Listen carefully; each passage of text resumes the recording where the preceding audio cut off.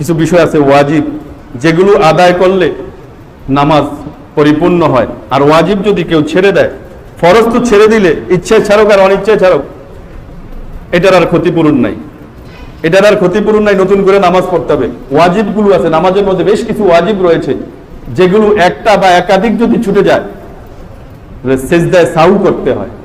সিজদায়ে সাহু, ওই ক্ষতিপূরণের সিজদা, ওয়াজিবগুলো যে ছুটে গিয়েছে, ওই ওয়াজিবগুলোর ক্ষতিপূরণ আদায় করার জন্য শেষ বৈঠকে একদিকে সালাম ফিরিয়ে দুইটা সিজদা করতে হয়। এটার মাধ্যমে একটা ওয়াজিব ছুটে যাক অথবা একাধিক ওয়াজিব ছুটে যাক, সেটার ক্ষতিপূরণ হয়। সেটার কি হয়? ক্ষতিপূরণ হয়। সেই ওয়াজিবগুলো জানতে হবে। যদি ওয়াজিবগুলো ছুটে গেল আর ক্ষতিপূরণ না হইল, তাহলে নামাজকে আবার পুনরায় পড়া ওয়াজিব, তার নামাজ হবে না। তো ওয়াজিবগুলো আমরা জেনে নিব। আল্লাহ পাক আমাদেরকে তৌফিক দান করেন।